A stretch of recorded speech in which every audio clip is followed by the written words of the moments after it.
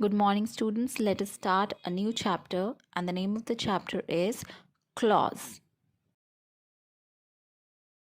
Students, in front of you, you can see a sentence written. The sentence says, Billy took the folder.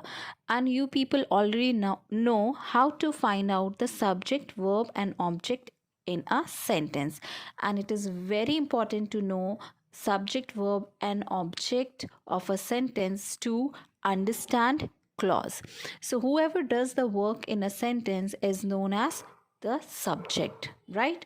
So let us ask the question with who along with the verb in the sentence. So verb is took, so we will attach who with that and then make a question. So who took the folder? The answer comes out to be Billy, and so Billy is doing the work and Billy becomes the subject. Now what is the verb in the sentence? Verb is took, right? And next thing, what is the object? Object is whatever work is done by the subject. So what work Billy is doing? Billy took what? Billy took the folder. So the object always have verb along with it. So verb plus the folder, the work done becomes the object. Let us move to the next slide. Students, now you can see the same sentence before you, right? And it is one of the most important slide of the chapter, because here you will understand what is a clause. Now you know the subject of this sentence, it is Billy. You know the verb of this sentence, the verb is took. Now the definition for clause will be when subject and verb comes together in a sentence. Wherever you find subject and verb placed together in a sentence, they become clause. It is a clause. There should be nothing in between them, neither a preposition nor an article. It should be closely placed together. So it is very necessary for you to find out the subject and see whether the verb is next to it or not. If you find out the subject and the verb is next to it, that means it is a clause. Got it? Students, you can see the same sentence again in this slide, but that sentence has some additional information in it, right? So before comma, you can see it is written after he left, and then the sentence continues, Billy took the folder. Now you already know the subject of the second half of the sentence, that is after comma, that is the subject is Billy. But is there any subject in the first half of the sentence, that is after he left? Yes, there is a subject, because when we ask the question who along with the verb, after who left, the answer comes out to be he. So he is the subject and left becomes the verb. And what was the definition of for a clause? That when a subject and verb comes together in a sentence, it forms a clause. So here he left is a clause. Let's move to the next half of the sentence. Billy took. We already know that Billy is the subject and took is the verb, and they both are coming together. So it is a clause here. So there are two clauses in this sentence. Now we will understand what type of clauses are these two in the next slide. Okay. Now students, you can see the same sentence here. We know he left is a clause, but if I come to your class and say after he left, and then I go out of the class without completing the next half or giving more information about that subject, will it make any sense? Will that clause make any sense? After he left, you will wait for more information to make it a sensible, meaningful sentence, right? So the clause which does not make a sense is known as dependent clause. Very simple, because the word dependent itself tell you that it needs some support. So who will give it support? The independent clause. Independent clause is something which does not need any support. So independent clause and the other half of the sentence will make the clause or the sentence senseful or meaningful. So let us see the next half after comma. Let us read that sentence. If I come to your class again and tell you Billy took the folder, right? Do I need to tell you more, or do you need any more information? No, it is making sense that there is somebody named Billy who took the folder. So Billy took is a clause which does not need any support or is not dependent on any information. So what kind of clause it is? It is an independent clause. So there are two types of clause: dependent and independent clause. Simple. Students, dependent clause have various types like noun clause, adverb clause, adjective clause. So in this video we will study about noun clause and adjective clause, right? So before studying noun clause, we should know the definition of noun or a pronoun. Got it? Now, it was very simple in your junior section where you studied that noun is naming words like name of a person, place, animal, thing. These are nouns. But an additional information will be given to you, that is, noun is not only the naming words, but whatever is placed in the subject or object place, it becomes noun. Got it? You know how to find out subject, you know how to find out object. Now whatever is there in the subject, whatever becomes the subject of the sentence or whatever becomes the object of the sentence, it is a noun. Whether in the subject there's a verb, there's an adjective, there's something else, but if it is forming the subject of the sentence, it is automatically noun. That means a verb can also be a noun if it is placed in the subject or object place. So please remember this definition for your life. Okay, so if somebody says or tells you or asks you, can a verb become noun? So the answer will not be no, it will be yes. When it is placed either in subject or object place, it can act as noun. Got it? Now when we have understood the definition of noun, there will be no issue in understanding what is noun clause. Let us move to the next slide. Now, how to spot a noun clause? Because noun clauses can appear almost anywhere in a sentence, they can be tricky to spot. One of the easiest way to spot a noun clause is to look for these words. Which words? Words like how, that, what, whatever, when, where, whether, which, whichever, who, whoever, whom, whomever, why.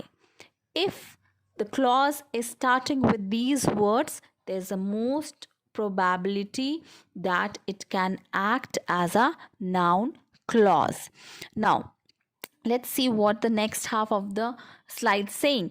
While these words can be found in clauses other than noun clause, now these words like how, that, what, whatever can be used in other clauses also, like adjective, adverb clauses. But how to differentiate it?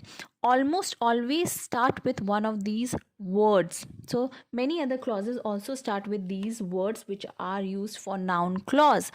There are another clue to find a noun clause in a sentence. So if you see how, that, what, whatever placed before a clause, please check that the sentence or the clause is placed in the subject place or object place.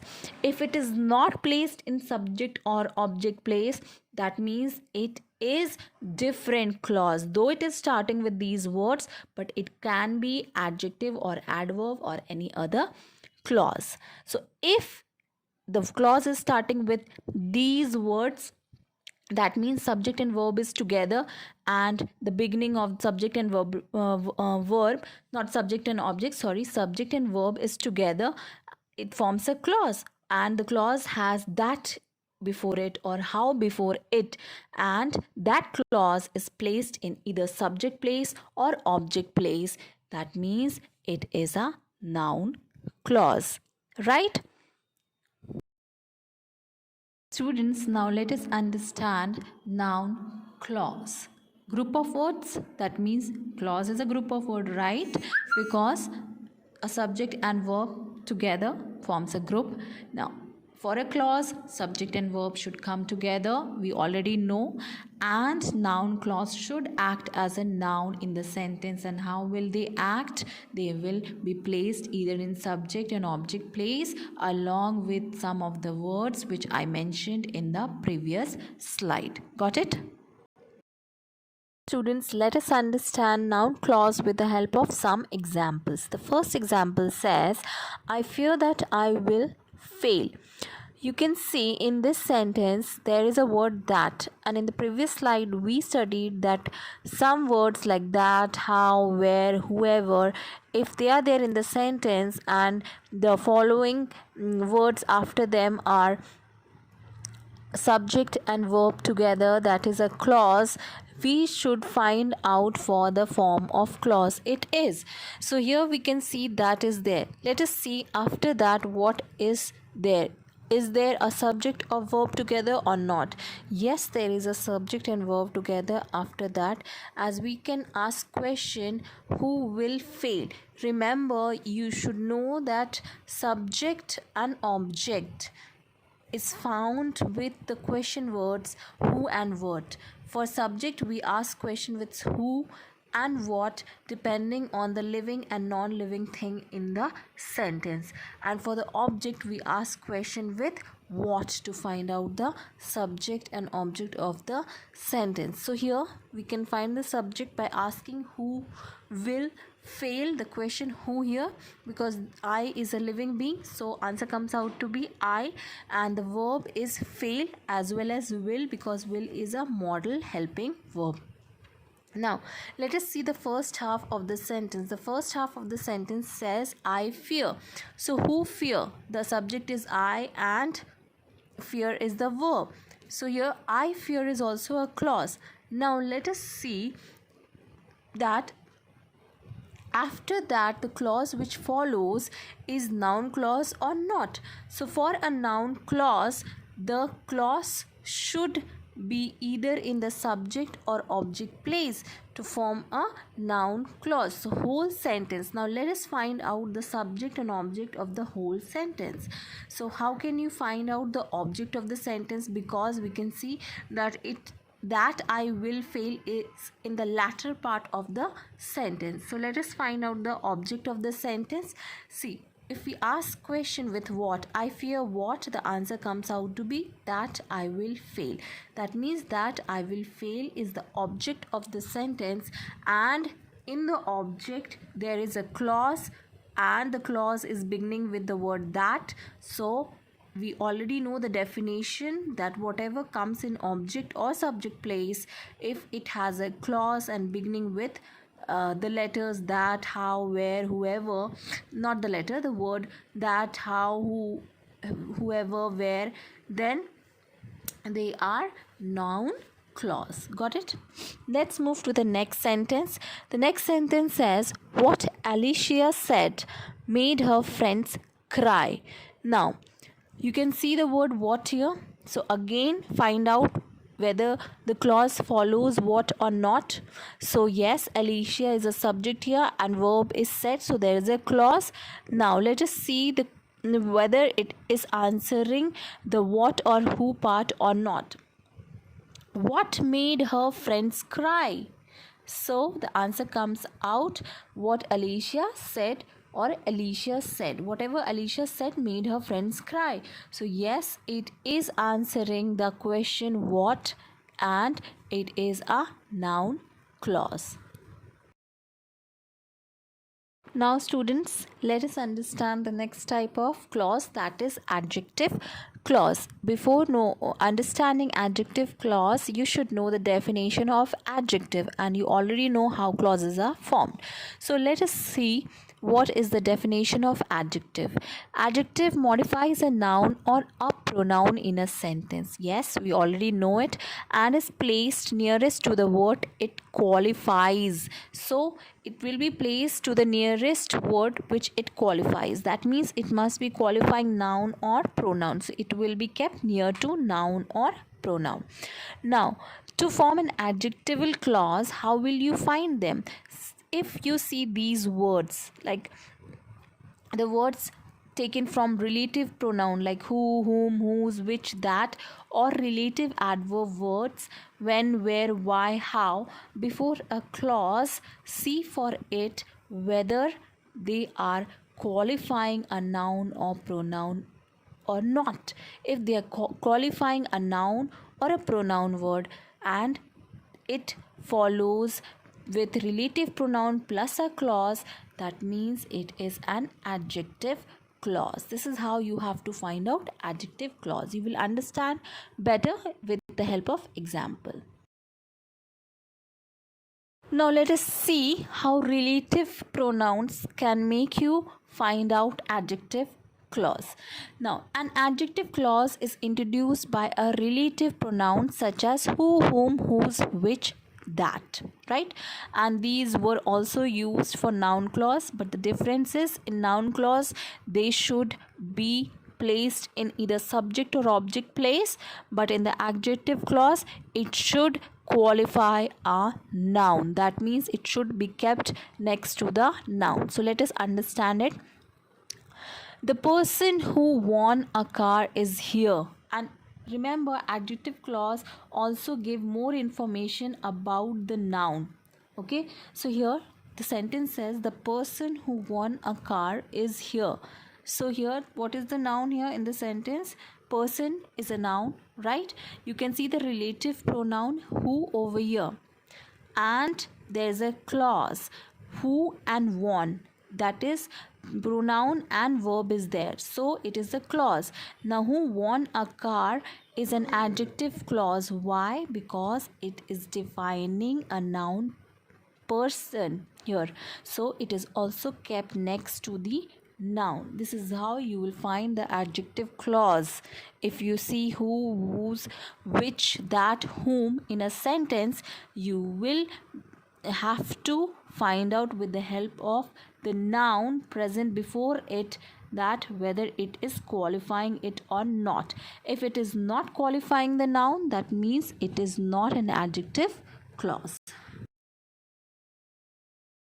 Let's understand for relative adverbs. They may also begin with relative adverbs like when, where, why, and how. Same were used for the noun clause, and you know the difference how to find noun clause. Now adjective clause defines or modifies nouns, so they should be placed next to the noun and they should give more information about that noun. So here you can see this is the building where I work. In this sentence, building is a noun, right? And you can see the relative adverb where here. Let us find out whether there is a clause or not. Yes, there is a clause. There is I as a subject and work as a verb. Together they are forming clause, plus where is there preceding it, and where I work is modifying the noun and it is placed closer to it. That is, it is qualifying the noun building here. So which type of clause it is? It is an adjective clause. So clause is done here. We are done with noun and adjective clause. So we will meet in the next video.